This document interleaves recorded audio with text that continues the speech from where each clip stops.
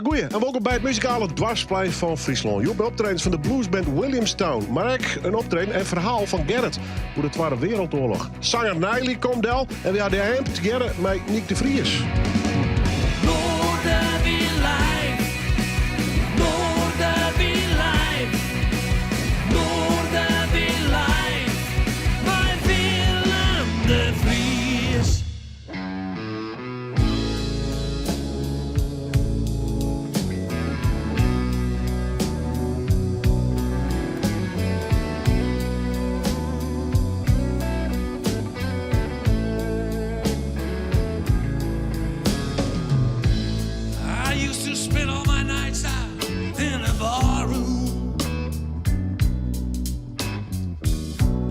Liquor was the only love I've known, but you rescued me from reaching for the bottom,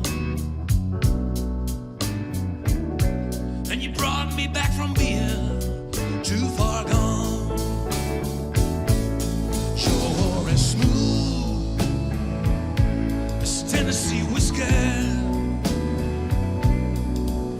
You're as sweet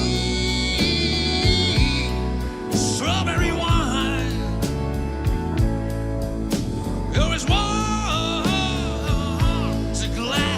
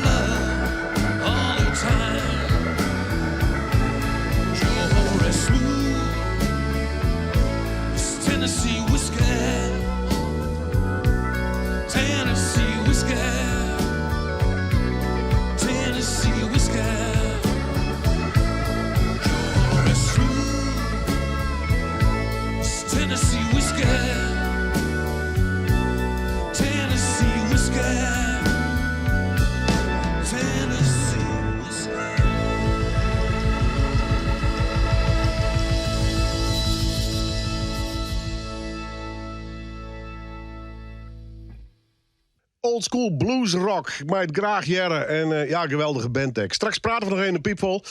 Want er zit een protte blueservaring in deze band. En we zullen namelijk nog meer voor u spelen. Als is het verhaal, het bijzonder verhaal van The Amp. Ja, in de jaren 80 een hele populaire band in Friesland. Lekker alternatief, stront eigenwies. Ze spelen nog steeds. En zeker nou er een nieuw boek uit is van Nick de Vries. De Baptisten, dat gaat door zijn jeugd. En de muziek en al de verhalen uit de woorden, onder oren. Dat komt al bij elkaar straks in een optreden en een peteer met Nick. Maar dit is eerst live in Noorderwien.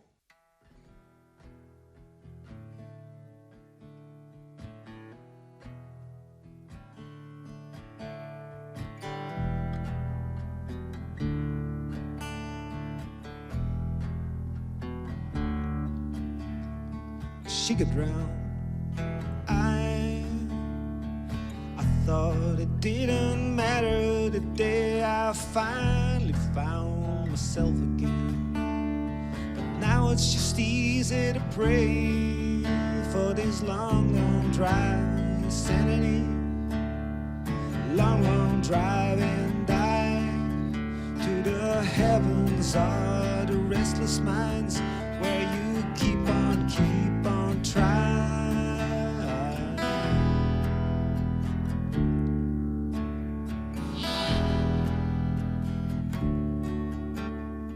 Street life, I hug my pain and cry. Oh, I try to see through, but the charm of the life seems so precious to me in this long, long drive of insanity. Long, long drive and die to the heavens are the restless minds where you keep on trying. Keep on trying. Keep on trying. Keep on trying. Keep on trying. Keep on trying, keep on trying, keep on trying.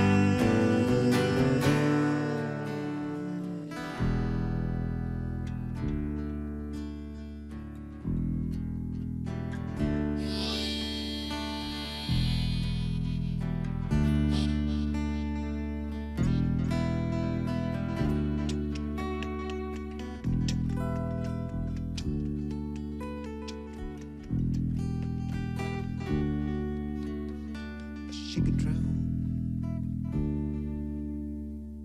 I thought it didn't matter the day I finally found myself again. But now it's just easy to pray for this long, long drive of insanity.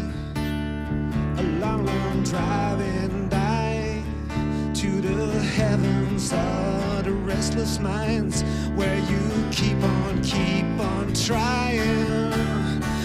Long drive insanity. Long, long drive and die to the heavens of the restless minds where you keep on trying.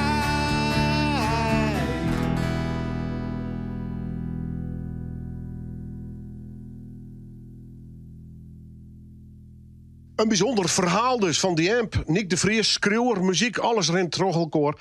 En dat had natuurlijk alles te krijgen met zijn jeugd. Verhalen van thuis, van de kerken en hoe het alles bij elkaar komt in dit boek. De Baptisten.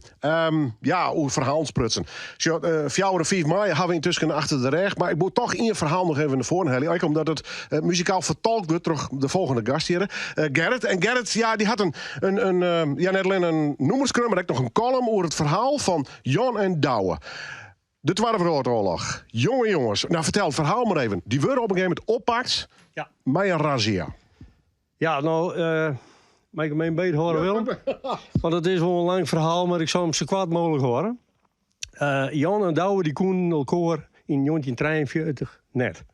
Ze kwamen bij elkaar in het werkkamp in Duitsland. En ja, Jan die werken oerdaags in de zuivelfabriek op Jesterheim. En hij slipte 's nachts altijd in de rispensmoenen dicht bij Jesterheim. Hij is tijdens zijn werk eerder oppakt. Hij had nog makken dat er op schouder kwam. Dat is een bos slagen en dan zie je daar een bulte houtspan zie je daar lezen en daar erin kropen. Maar daar scherden ze in het wilde wei op en hij moest hem eigenlijk wel voor het lach komen. Nou, hij is in vrachtwagen traven, zat ik straks ook in het nummersfilisil en vertelde Sil. Hij is naar de blokhuis Poorten in Lauwert, 058, in de oude Weert. En daar had er een 3 weken zitten. Daar heeft zijn ouders hem ik nog opgezocht. En mijn omke, dat is de jongere broer van mijn huid, die had uiteindelijk het verhaal nog beschreven.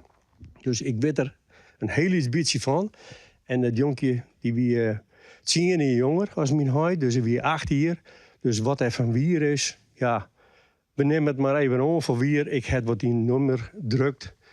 Zat ik altijd toch. Ik ken maar een paar nummers, ken ik een versje schreeuwen. Het is van een cremage of het is van een bruiloft. Dat is eigenlijk mijn duistere werk, zeg maar, hè? Als hobbymuzikant. Maar in elk geval, trok in Rispensmoenen heb ik gewoon, de Zuulfabriek heb ik gewoon.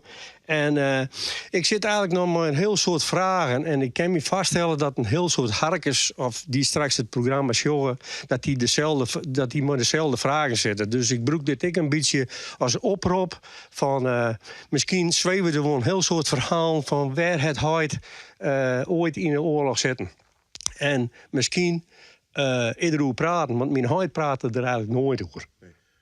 Toch even de vraag van, we wisten natuurlijk net in alles in detail, maar had dus in Duitsland in de werkkamp zitten? Ja, hij had in Duitsland in een werkkamp zitten en Douwe, zijn vriend. Ik had er net vol over, maar goed, de haatrollen die ben natuurlijk wel voorbij. En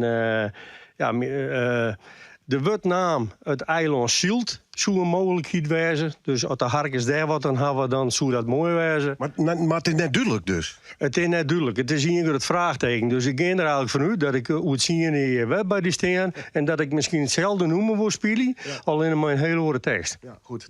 Goed. Maar het verhaal is in die zin wel duidelijk dat ze waarom kwamen binnen. Ik begreep waarom mij een heel stoer verhaal op een motor. Dwars door Duitsland heen. Ja, nou, de Douwe, Heinz, zei je het er eigenlijk. Maar Douwe, die wie heel erg min. Zat ik in het nummer wel beschouwen, zeg maar, van het wie een been van een vent. En ze kregen daar eigenlijk amper eten.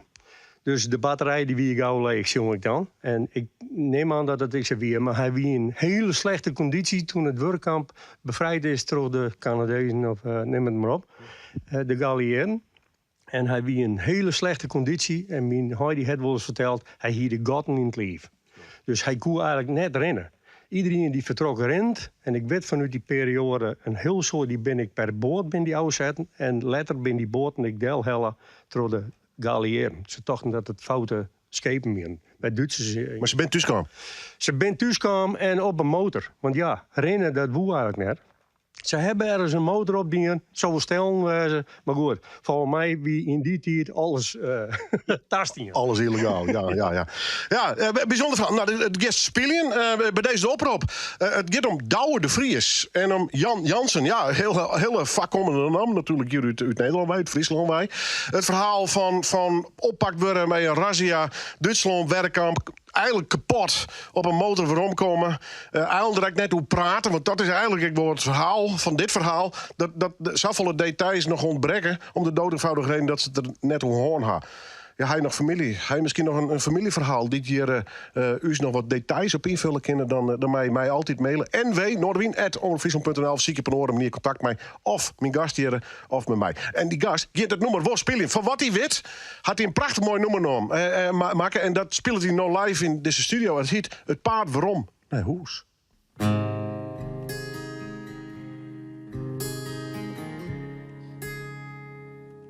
Het wie de reis van zijn lippen, maar een vakantie wie het net. De poepen pakten Jan op, hij zegt, ja vissen te laat. Yesterday 43 en maar de houtspon in het hier. Skopten zij hem in een vrachtwagen die richting Ljouwe dier. Naar de hel op Duitse boeien, Jan kon daar terug het sliep. Der master kei het burkje in een smarge steenfabriek. Hij zwarge van vriendouwen, want die krutte hier dreef. Maar de honger in de hals, die zijn batterij gauw leeg. September vaar het leven, zongen ja der duizende blues. Ze loden in de vrijheid, het joeg krijgt. Ze woonden graag naar huis.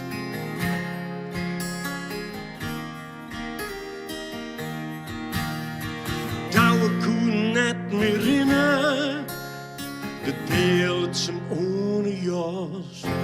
Hij wies hem meeger als een spieker, maar Jan liet hem het los.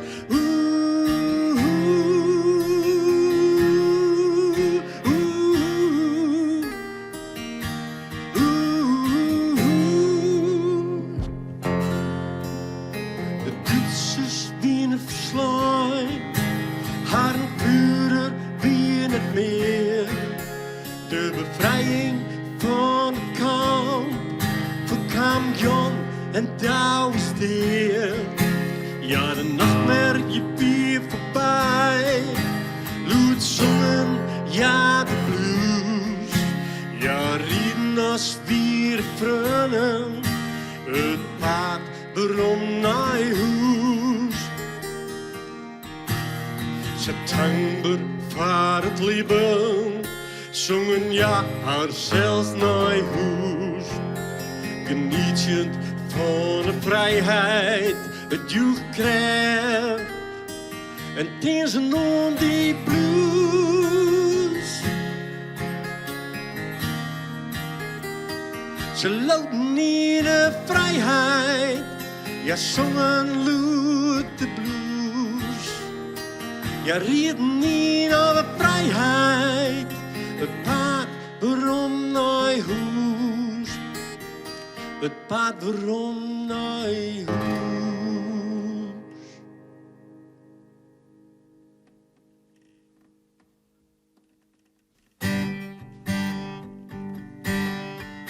Ik zeg je vlinden, weergend om mij. Ik zeg een jong van zo'n moment, lo ik blien wij. Zij sto ik red hij, maar ik red mijzelf. Giet alleen om liefde en voor eeuwig en altijd. Ik krap van alles, maar de wind weer net van mij. Ik zeg de screamen, ik zeg het jacht weer op en neer. Zij sto ik red hij, maar ik red mijzelf. Giet alleen om liefde en voor eeuwig en altijd.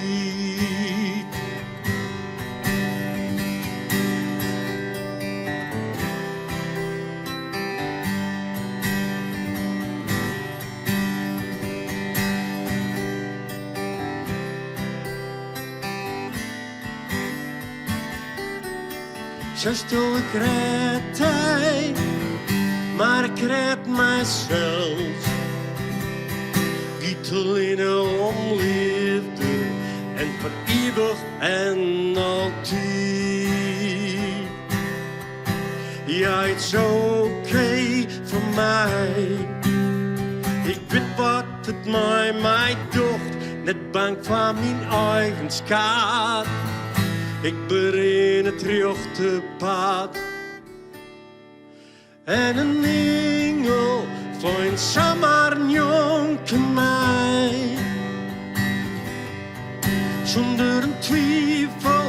zo'n moment viel ik me vrij. Oh, zo vrij, zo sto ik red hij. Maar ik red mijzelf. Niet alleen om liefde en voor eeuwig en altijd. Alleen maar om liefde, alle liefde voor altijd. Voor altijd. Niet alleen om liefde en voor eeuwig en altijd.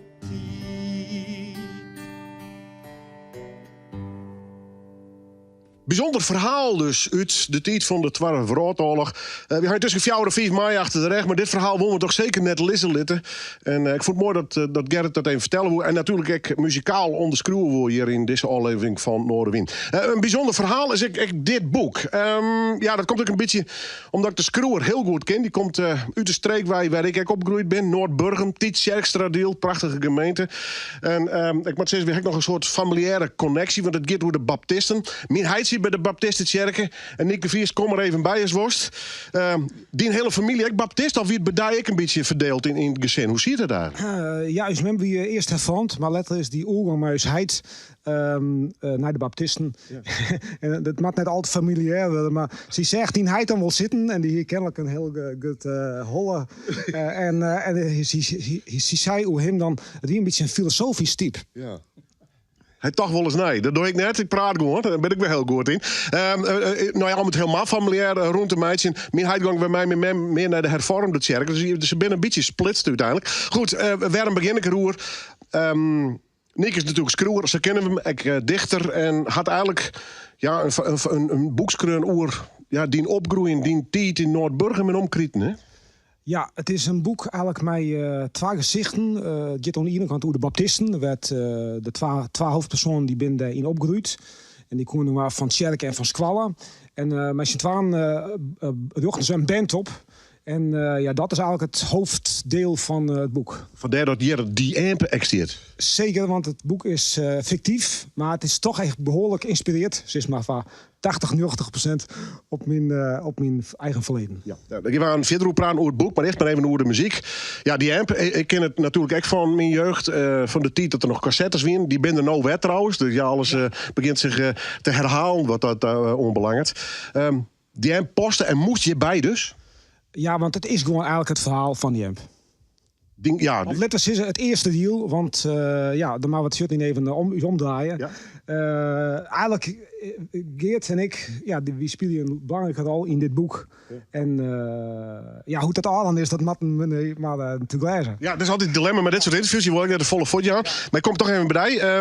Deel je hem in het begin al in de leven van de muziek? Of wie het juist vanuit die kerken, de Baptistenkerken? Ik denk dat de kerken vooral de reden wie dat we bij elkaar kan binnen. Maar de leefde van de muziek en de interesse daarvoor, dat had echt tot het ontstaan van de band leidt. Ja. Absoluut. Wat had in het bestaan van die religie nog een grote rol spelen, of net? Je kwam al kort zien, maar vervolgens is dan ook, ja, een band krijgt een eigen dynamiek vaak, hè? Ja, klopt, zeker. Ja. En we winnen alle fjouwer absoluut net. Hoe zei dat? Tjen het leeuwen of zo? Nee, ik denk dat dat op de achtergrond bij alle fjouwer echt een rol wil spelen in de families waar wij komen. Ja. En dat ook wel zien invloed hier, absoluut. Ja. Was dat wel eens met de wereld van de rock'n'roll en jeugd en toch wil wijze puberteit, de hormonen of net? Nou, hormonen voelen we het aan. Ja, hè?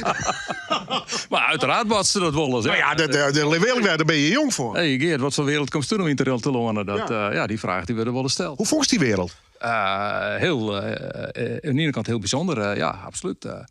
Zeker. Ja. Ja, nou ja, podia, je komt horen, muzikant.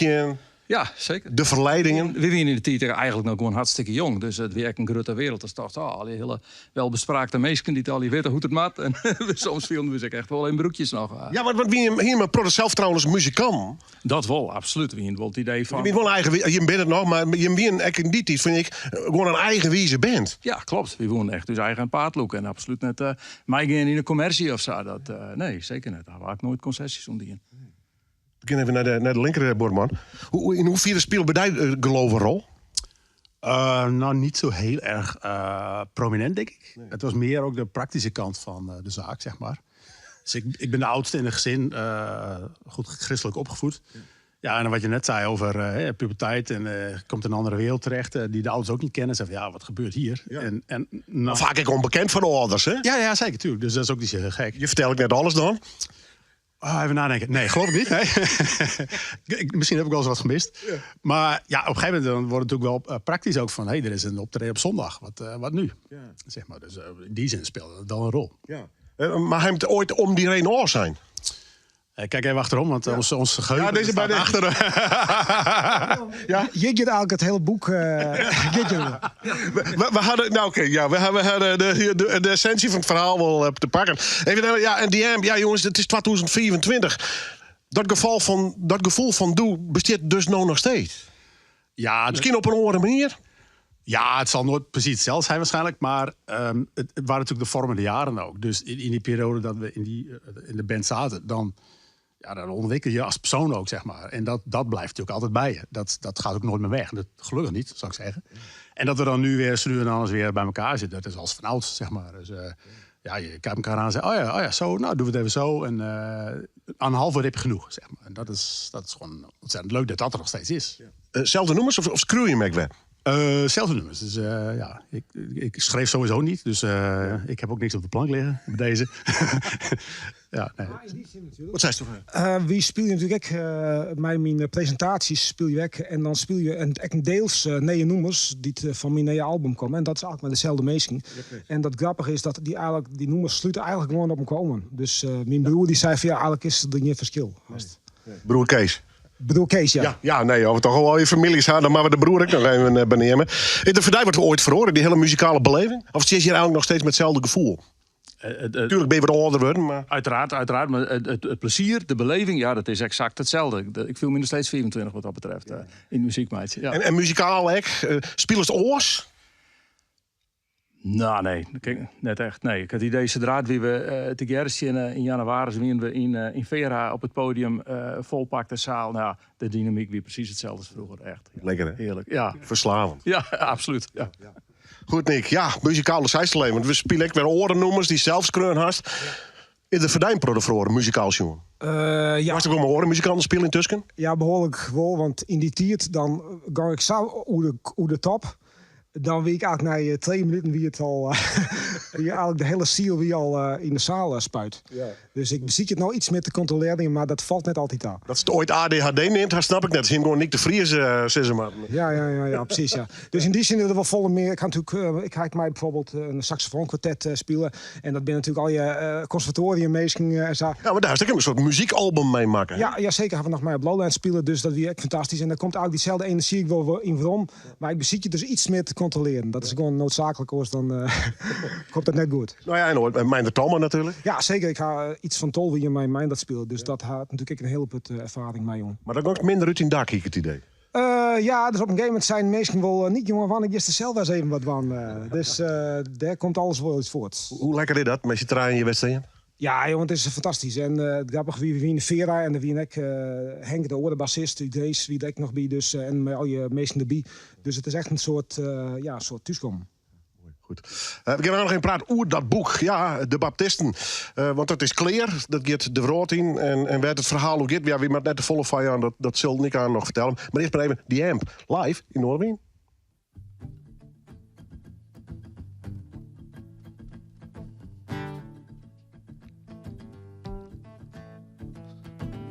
Give me the signs of love. Give me the signs of love. Give me the signs of love.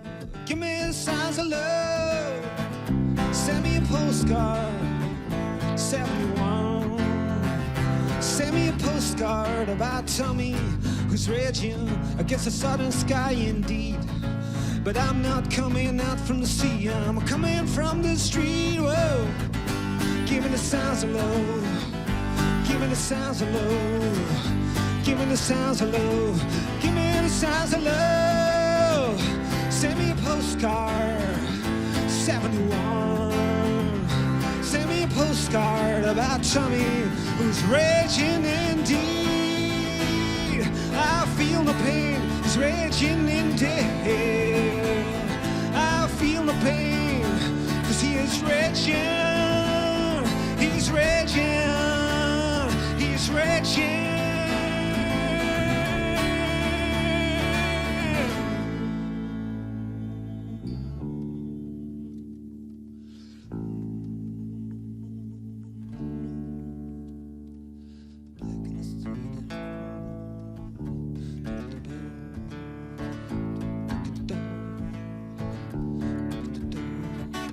Back in the street in the traffic and I still have to ride that train.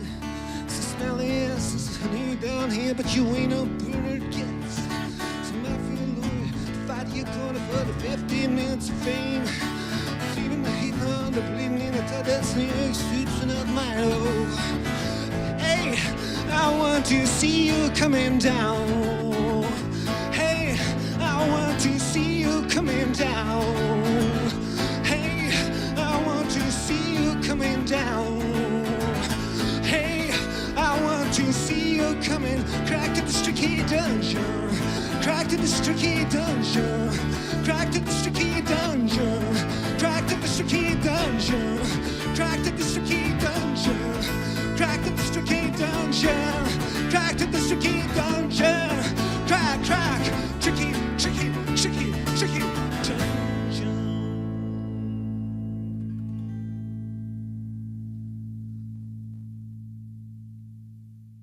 The Amp, Joert in de studio. Maar ik mag er ook voorbij zeggen, Nick de Vries, The Amp eigenlijk. Want, de oorlog is natuurlijk dit boek. Wie hint er al even over.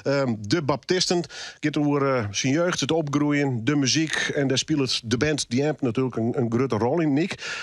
Eerst even over het schreeuwen zelf. Bezittingen, had je zelf afzonder. Hoe had je het ompakt met dit verhaal? Het boek is in feite al heel lang ben ik erbij aan gang in de holle, zeg maar. En ik woel wat dwan mij die begint iets. Pas de laatste 2 jaar ben ik echt volle bak gegaan. En ik had het echt de verwarmvoer die het nog had. Maar toch heel ingewikkeld. Herinneringen, die gevoel van nou, die perceptie nou op die tijd. Rint het op een gegeven moment al je terug hoor, of valt dat wat daar? Ja, maar het wie eigenlijk hier wel een hele duidelijke aanleiding. Want we gaan zongen. Ik ben in Amsterdam-Oost met mijn vrouw en mijn zoon. En die is stretchen. En ik praat Fries met hem trouwens, dus het is een liedje Fries zo'n klaver daar. Maar die gang op een gegeven moment gang die naar Squallen natuurlijk. En hij zei op een gegeven moment van... ik ben de enige in de klas die het net leeuwt. En dat kwam natuurlijk. Er zitten heel wat meestal natuurlijk mijn moslim-achtergrond en mijn christelijke achtergrond. Dus... dat weer voor mij echt een heel een ding van wow, dat hiek me totaal net hiek er bij stilstaan. En toen moest ik eigenlijk, toen begon ik waarom te denken om mijn eigen jeugd, hoe dat ziet. En ja, toen kwam natuurlijk het hele verhaal van de band eigenlijk naar boven. Omdat dat, het liedje 2 dingen, het leeuwen en de band, maar in het boek komen die werelden eigenlijk steeds dichter binnen qua en haar invloed op hem qua. En dat is eigenlijk, daar gaat het boek hoor. Dat is nog een eigen exemplaar, mijn naam. Was een stukje vallen, hè? Uit die eigen boek. Ja, want sommige mensen die kennen misschien nog die tiert een beetje. Dat is de tiert van Rabulia en Strawelte. En mensen die het net kennen, die kennen dan kennis met meidje. Maar op een gegeven moment we oefenen in Kwadling. En dit is een heel iets stukje in Kwadling. Wat voor muziek maken jullie? Vroeg een jongen met ultra-korte stekeltjes. Wij maken willepunk, zei hij. Wat? Willepunk, dat is Fries voor pretpunk. Er moet toch een beetje lol in de muziek zitten, of niet? Ik zing gewoon over dingen die ik meemaak. We hebben bijvoorbeeld net een nummer opgenomen over wat ik elke dag eet. Wat is dat dan? Hagelslag en soepenbrei. Ik moest lachen. Het klonk goed. Recht voor zijn raap. En jij, vroeg hij, ben jij ook zanger? Kun je dat zien dan? Hij grijnsde. Je lijkt me niet echt het type van een gitarist of een drummer. Had het aardig volhouden. En de man die dat zijn had Foppeland echt. Sison, Sieburg is heel populair. Stijnland, dus de familietraditie wordt wel degelijk terugzetten. Ja, ik wil net even verklappen van het boek, de Baptisten. Wie is de bevolking dus van die, omdat ze vrij lang met douane was best. Ja, en dan was het ook in een boek vorm jitten, al die verhalen. Ja, maar het wie net een zwierde bevalling. Het is natuurlijk het is een kunst om het al je goed op een achternaam te krijgen. En het wie eigenlijk wel fantastisch. Vond ik. Alleen het is natuurlijk wel een hele klein, dus 250 pagina's, dus dat schoof net even in 12 weken. Maar dus het wie echt hartstikke mooi. Maar toch twijfel hoe de taal, want hij is in het Nederlands. Ja, maar Die jeugd wie natuurlijk Friestalen. zeker, maar hier komt een aantal. Een tientje komt eigenlijk in het Fries. Ja. Uiteraard. Maar ga ze in het Fries kreun of in het Nederlands? Ja, maar het is bij mij zo. Ik doe het heel vaak toen ik wel hinder. Dus ik ben in feite gewoon een tweetalig schreeuwer, Fries en Nederlands. Dus Aarst komt eigenlijk in het Fries, simpel is het. Bist toch baptist? Ja, in feite misschien bloost altijd wel baptist, ja. Maar goed, hoe ik daar mijn goede maat Meinde Talma had noemen. Dat gaat iets in de geest van een meisje die vroeg mij, geloof jij in God? En toen zei hij, ik geloof... sorry, ik wil één keer op, nee. Een meisje vroeg mij, geloof jij in God? Ik zei, geen idee. Soms zeg ik ja, soms zeg ik nee. Dat is in principe wel het GFZ. Draait alweer om dit boek in ieder geval, De Baptisten. Nick de Vries kreunend en together met die Amber op een paard. Waar ik hartstikke blij van, moet ik zeggen. En nog volle blieder dat ze hier weer in de studio gewoon muziek spelen. Dus het schrijvende woord en dat gecombineerd met het muzikale woord. Uitsprutsen terugtreden hier en hier in de studio. Norby Live.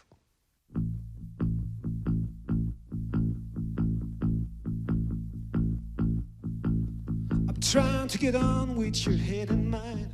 If I hang my own, will you go? You said follow me, a basic line. Or another world I can understand, another world you can't show.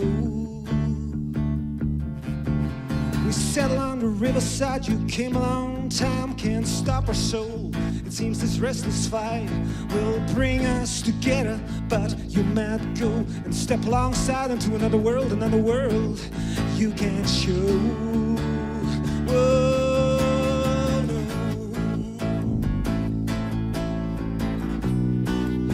Whoa, no.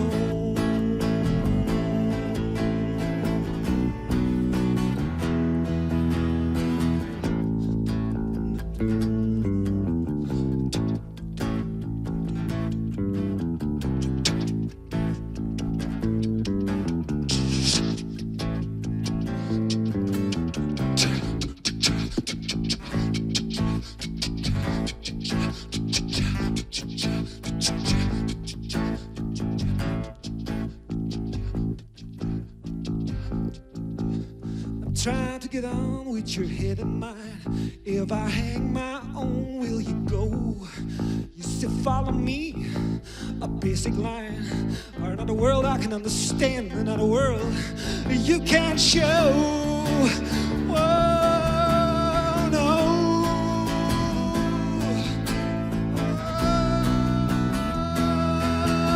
Oh, no.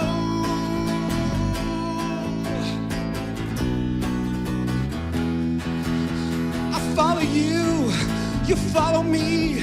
Can't describe my eyes. You can see. I follow you, you follow me. Can't describe my eyes. You can see me.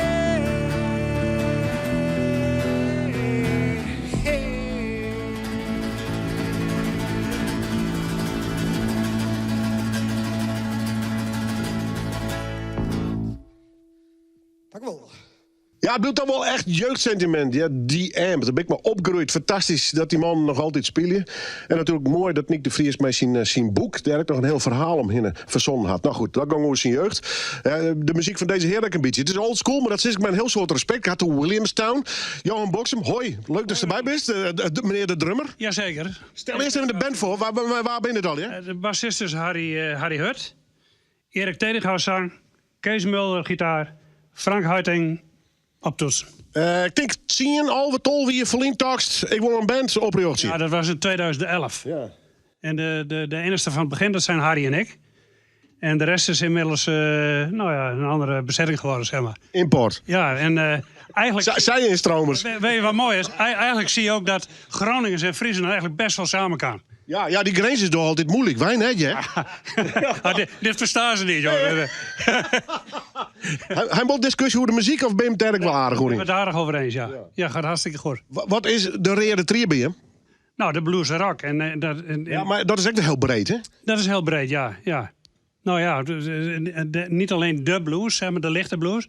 Maar de rock heeft ook een behoorlijke kans bij ons, zeg maar. Ja, Ja. ja, het is in al trek je niet verder. En, hoe komt dat? Gewoon omdat de lol in, hè? Ja, nee, wij vinden het geweldig. Want ik was vroeger met Briekenberg gestopt. En toen dacht ik op een gegeven moment van... nou, ik doe ook niet meer wat. Maar Ben je er klaar mee? Ja, en Harry vroeg mij van... wil je invallen? Want we hebben een probleem met onze drummer. Die is een poosje uitgevallen, zeg maar. Ja. En toen dacht ik, wat is dit toch verrekte leuk werk. En toen besloot ik om zelf een band op te richten. Ja, toch man. En dat gaat hartstikke best. Alleen het is moeilijk om bezetting bij elkaar te houden. Want er is altijd wel de een verhuisd, de andere die wordt ziek. En ja, maar dit gaat hartstikke mooi met deze man. Nou ja, en dan besteed dus ik al een hele tijd. Denk je wel eens waarom onder de tijd met Briekenberg? Zeker, jongen. Ja, zeker. Ja. Ik heb zelfs nog de cd's van de geschiedenis van Briekenberg. Ja. Heel veel muziek. Prachtig. Ja, mooi tijd, man. Prachtige tijd, ja, zeker. Ja. Oh, één ding. Gaat het nou makkelijker of moeilijker drum? Even ouder worden? Makkelijker. Ja, hè? Ja.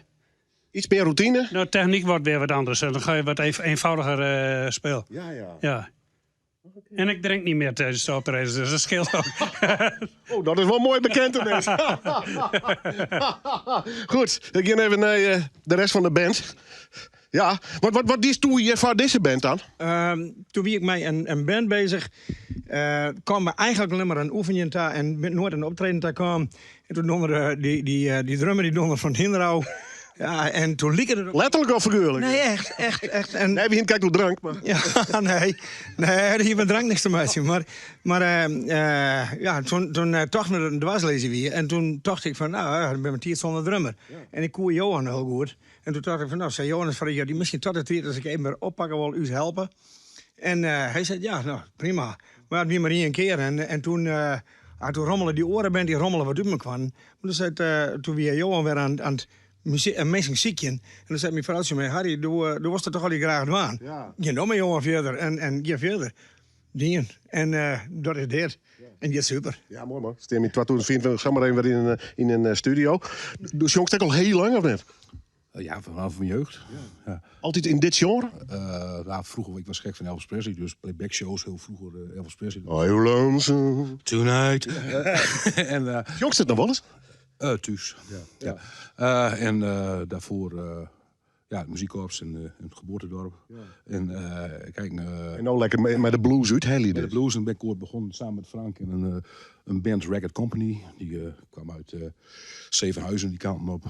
Hebben we een jaar of 5 mee gespeeld totdat iedereen zijn wegging, overleed. Ja, zo gaat het vaak. Of midlife crisis achter zijn geluk aan. Dus, En toen heb ik de hele tijd terug stilgestaan. En een paar jaar terug kreeg ik contact met Frank of ik auditie wou doen. En zo ben ik blijven plakken.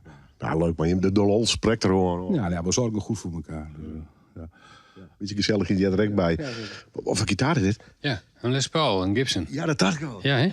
Toch die sound, hè? Ja, de sound. En de Marshall, dat is toch het echte geluid wat ik echt mooi vind. Hè, van vroeger nog. Ik speel ook zo'n 38 jaar gitaar, dus ik ben ook beïnvloed door van alles en nog wat. En hoe lang is deze al? En wat zei je? Hoe lang is deze al? Oh, deze? Oh, dat denk ik een jaar of 7 of zo, denk ik. Maar ik kon ze vroeger niet betalen, dus ik had een Yamaha. Ja, dus nee, maar deze is echt heel goed. Ja, dit weer de droom, zeg maar? Voor mij in mijn 10 jaren wel, ja. Maar niet bereikbaar. Maar nu gewoon werk en zo. Hè? Dan heb je geld voor zo'n mooie gitaar. Nou ja, Williamstown, je verdient je bakken met heel target. Dat klopt. Ik heb er een huis in overgehouden. Ja. Nee, het kost uitverkochte Ziggo-doos. Ja, dat bedoel ik maar. Ja, nee. Lekker muziekmeidje, maar wel fanatiek dus. Heel fanatiek, ja, zeker. Van jongs af aan. Hè? Dus solo's naspelen, dat soort dingen. Dus nee, mooi werk. Ik nog even, ja, maar we hadden al een oren. Ik zit maar even met klassieke instrumenten. Dit is zo'n orgeltje. Dit mag het er toch wel, hè? Ja, absoluut. Een echte Hammond-geluid. Ja, absoluut. Ja. Dat mag niet ontbreken in een rock en blues. Altijd al verliefd op West, op die sound? Ja, maar ik ben begonnen met Fats Domino. En daar zit natuurlijk helemaal geen orgel in. Dat is meer kroegpiano-achtig. Ja, een beetje kroegpiano, een beetje New Orleans piano. Ja. Maar ik ben wel echt verliefd op de Hammond-orgel. Ja. Dat is, mijn grootste wens is om nog een echte B3 te bemachtigen. Maar dan moet ik 30.000 €. Dus we gaan zo meteen ook naar de Heineken Musical. Ja. Of Ziggo Dome heet dat nu, hè? Kost dat 30.000? Ja. En dan heb je alleen nog maar het orgel. Ja. Dus dat geld heb ik nog niet op de bank. Nee, maar goed Sparry en wie weet. Zeker, ja, zeker. En dan mag ik een aparte vraag bij gaan, hè? Met stootkussens. Ja, precies. Nou ja, dat ben instrumenten die doe je haast, denk ik, net eerst te vervoeren. Nee, dat moet ook rechtop, want er zit olie in. Dat is dan natuurlijk nog mechanisch. Dus dat mag ook niet op de kant of zo. Dus het is bij dit natuurlijk niet zo, want dat komt in een koffer en dat sjouw ik in de auto en dan op naar Groningen.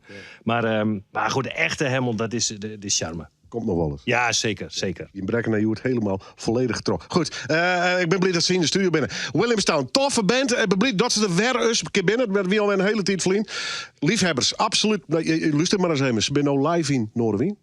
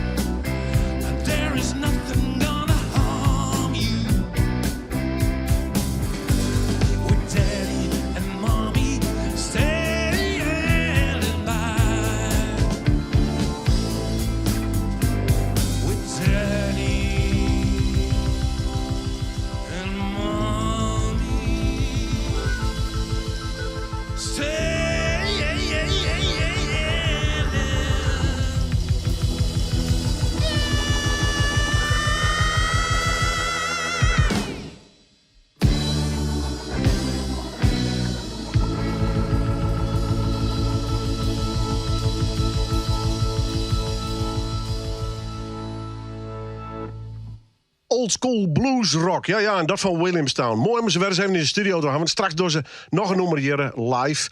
En hoe groot is de stap van blues naar hip-hop? Ja, het is al je muziek. Van hier is het lied, vandoor is grut. Waarom begin ik ook hip-hop? Nou, komende zaterdag is er namelijk een bijzonder hip-hop feest. Dan neem ik het maar even in het Bolwerk in Snits. Misschien gaan we met Mike in het Bolwerk besteedt 50 jaar. Dat wordt vierd met al die hele bijzondere concerten. En waaronder een reunie van een heel soort hiphoppers. Ja, net alleen uit Friesland, maar ook uit het noorden bij. En als je hiphop zit, dan neem je een PNAM. En een van die naam die zit je naast me. Daniel Huytema. Moeder streven best, jongen. Welkom. Nou, dankjewel. Graag gedaan. 50 jaar hiphop, hoe zit het met jou eigenlijk?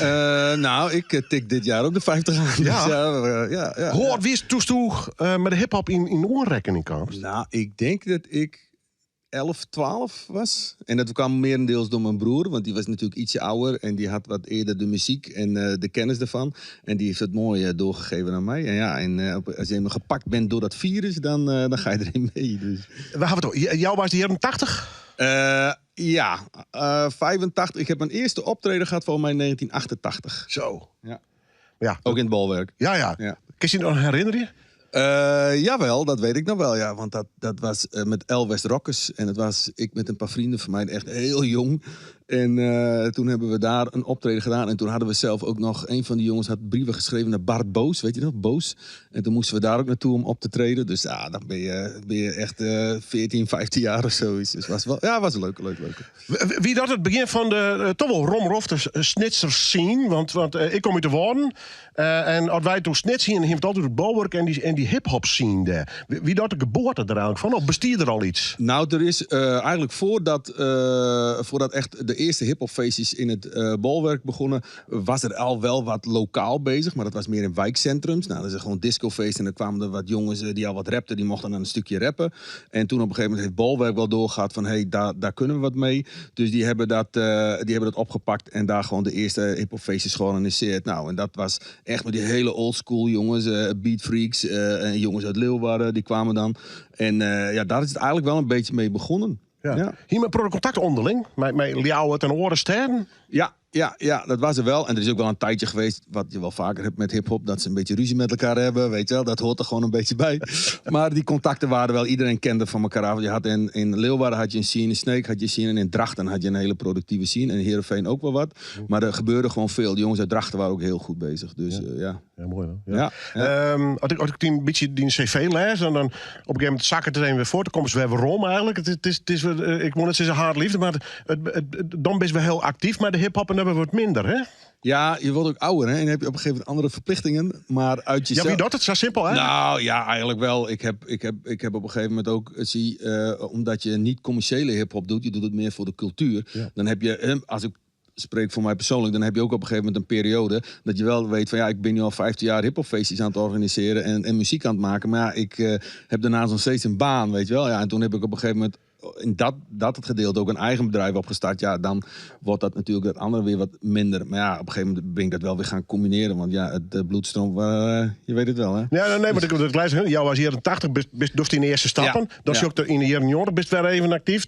Rond 2000 weer. Dus het, wat ik al zei, het wat periodes. Ja, maar ja, op de achtergrond ben je altijd nog wel bezig geweest. Maar dan net iets meer, misschien met dingen die niet echt elke keer op de voorgrond kwamen.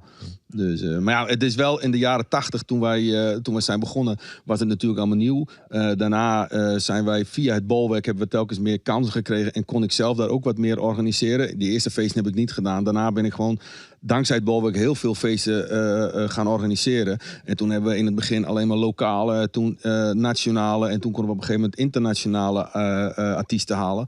Ja, en dat ging een hele periode heel goed. En, dat is een hoogtepunt. Wij wisten heel Grutskop.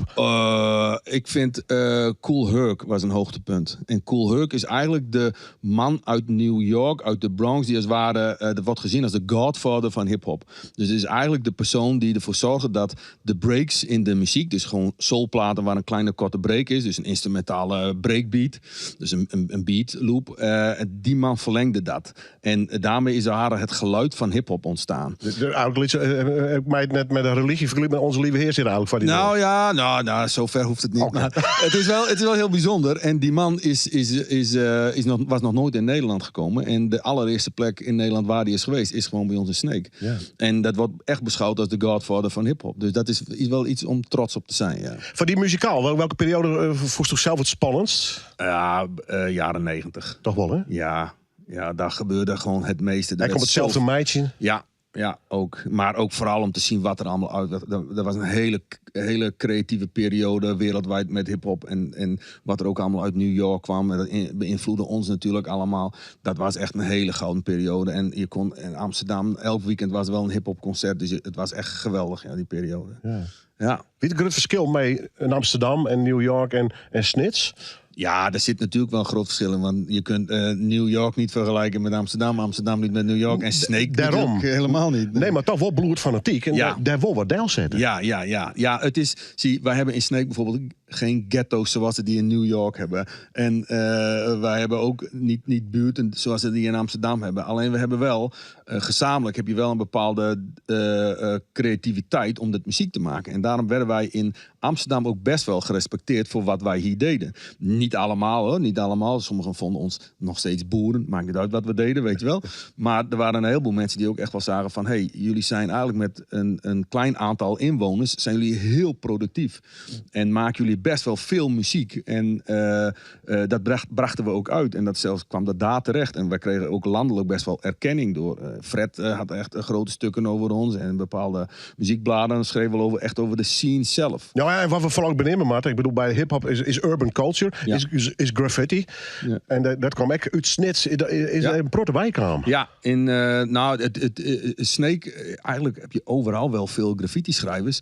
Alleen, je hebt een aantal jongens uit Snake, die zijn gewoon doorgegaan. En telkens productiever en fanatieker. Waardoor ze eigenlijk telkens ook meer gerespecteerd werden overal. En ook dat niveau ging enorm hoog. Ja. Dus die jongens zijn gewoon in heel Nederland, maar ook in heel Europa en ook wel wereldwijd zijn die gerespecteerd voor wat zij allemaal maken. En dat komt gewoon uit Snake. Daar kun je ook heel trots op zijn. Ja, nou ja, ze gaan wel namen maken. Ja. Maar ook in Leeuwarden heb je een aantal hele toffe schrijvers. Dus het is echt, talent is er zeker wel in Friesland. Dus. Het is net de eerste reunie, hè, trouwens? Dit is niet de allereerste. Nee, we hebben het al vaker gedaan. Het is gewoon leuk. Je ziet gewoon al de oude kerels die vroeger allemaal nog jong met lange bosjes haar, petjes op het podium. En nou staan ze allemaal net als ik met een leesbril. En ja, je weet het wel. En maar nou wel gewoon dezelfde fanatiek zoals altijd. Ja, en die leefde van de muziek is onverwoestbaar, hè? Ja, dat verandert niet. Nee. Dus, wat vies van de huidige hip-hop? Vernijdt het zich nog? Ja, alleen je moet in sommige gevallen even wat beter zoeken, vind ik. Er is echt wel goede hip-hop muziek gemaakt. En sommige mensen die willen ook weer wat terug naar niet echt dat oude, maar wel weer een beetje terug naar de manier hoe ze dat vroeger maakten. En die passie die er vroeger voor werd gekregen.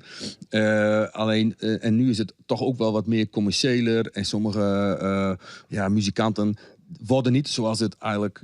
die gaan niet die hele schoolperiode, hoe ik het maar noem, weet je wel, van hiphop. Dat is er gewoon niet meer. Het is wat commerciëler en iedereen kan tegenwoordig rappen. Iedereen kan tegenwoordig ook DJ worden. Het is niet meer zo moeilijk. En dat gevoel is er soms een beetje af. Maar niet bij iedereen, want dat is echt wel goede muziek, wordt nog steeds gemaakt. Dus old school. Cool. Ja. Old school never dies. Goed, je zelf nog wat waan op die... Ja, ik zal een gedeelte presenteren en ik moet ook nog optreden. En dat is wel leuk. En dat hebben we ook met een aantal jongens die ook gaan optreden. Die gewoon echt wel weer muziek uit die oude tijd gaan doen. Dus ik ben nu nummers aan het oefenen die ik al 30 jaar niet meer heb gedaan. Dus, maar ja, is leuk. Ja, toch? De lesbril op. Ja, hoort erbij. Daniel Huytema, een van de guests in ieder geval en spreekstalmeesters op een bijzondere Jan, kan ik je nou vertellen. Het Bolwerkersnits viert het 50-jarige jubileum, dat doet het hele jaar. En dit is hier, beloof ik je alvast, een van de meest bijzondere Jan die daar tussen zitten bij de hiphoppers van toen en nou, al je bij elkaar. Goed, dat komende zaterdag in het Bolwerk in Snits. Gaan wij terug mee, we gaan weer om naar die blues. Ja, daar komt hij weer, Williamstown.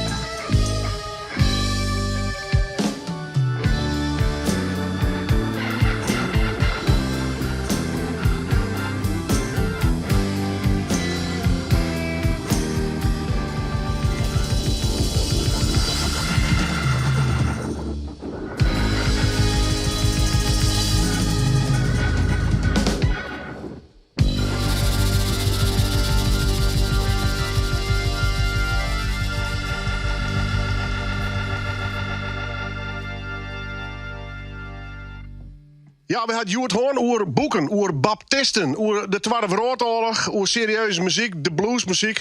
En ik dacht, weet je wat, ze hebben even feestelijk afsluiten. Ja, het seizoen is eigenlijk al wel los, de dwarpsfeesten, de festivals.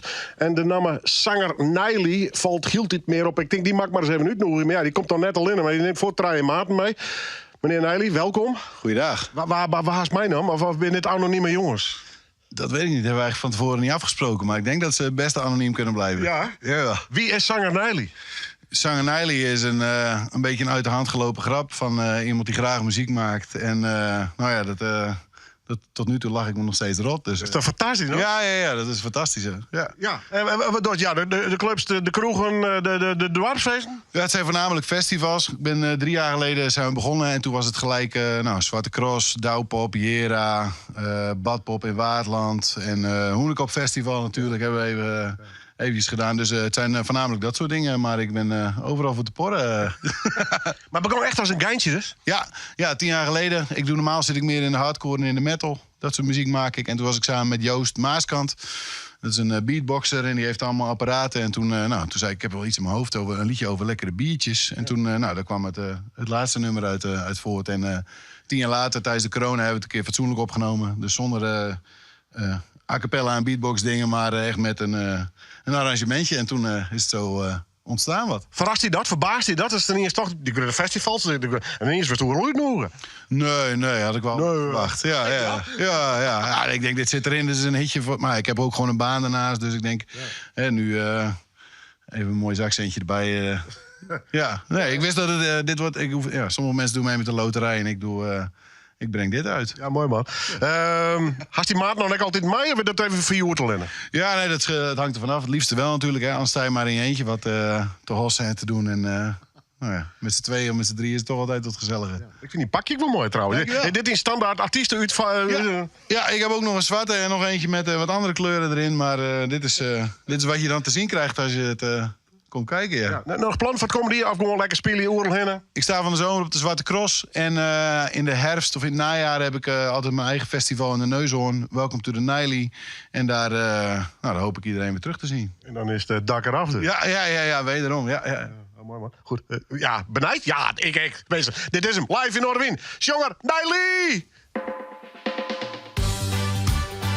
Dames en heren, goedenavond.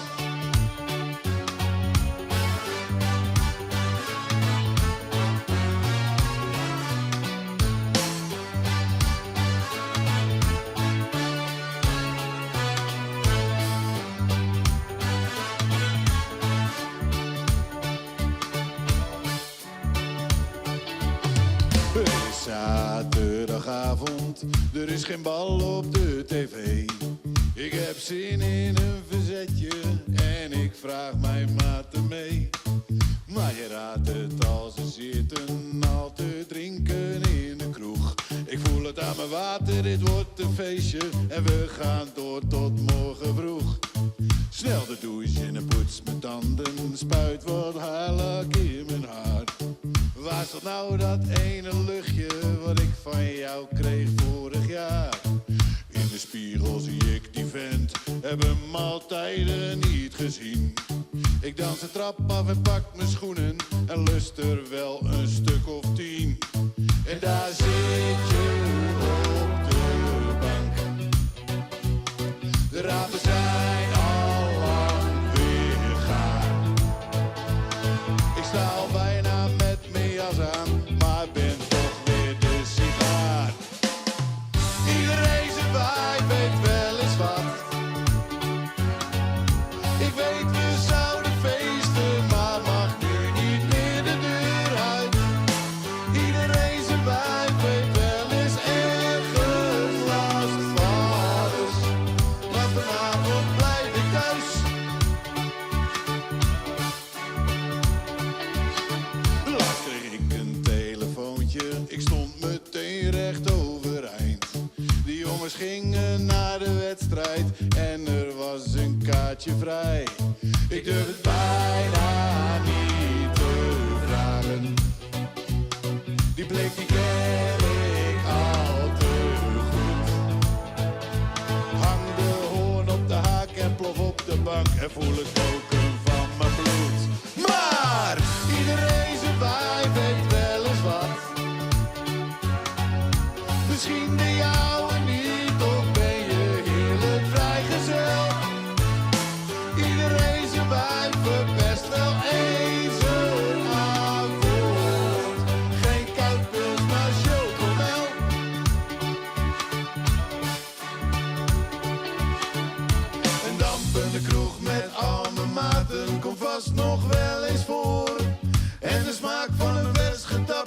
kan ik me heus wel heugen hoor.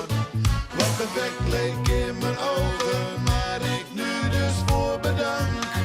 Dan maar lekker voor een rondom met een theetje op de bank. Want iedereen zijn wijf weet wel eens wat. Had enorm zin om te feesten, maar hier zit ik met de kat. Iedereen zijn wijf heeft wel eens andere plannen. Vandaag gevecht op tijd naar bed. Vanavond ga ik zeker niet op pad. Nee, vanavond wordt er niet gezopen of gegokt. Nee. Vanavond naar de filmplat. Ik hou van je schat. Ja, vooral uw feesten en partijen. Nou ja, deze meneer zit op een hele grote festivals. Dat dok hem net nee. En ik vind het leuk dat hij er eens even weer. Meneer Nijli, neem ik hem maar even. En waar weet komt hij in kwart voor bij hem in het dorp op het festival. Ik zal hem gewoon eens een keer uitnodigen. Zit er haast op. Hij gaat nog hier noemen. Doe aan met zijn maten. Dus blijf nog even hingen. Maar dit weer Noorderwien. Nee, wieken. Ben we er gewoon weer. Wij zijn natuurlijk op de radio. Alle werkdagen van Seizoen Zoon. We zijn op internet. youtube.com/Noorderwien.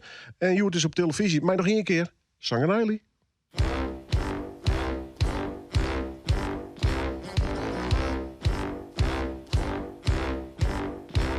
Ja, gisteren zat ik met mijn dronken hassers in de kroeg. Pas na een uurtje had ik door dat je mij iets vroeg. Ik keek je vragend aan en pakte je toen bij je strot. De neus vol, de broek vol, ik was meteen verkocht. Een lekker biertje aan de bar.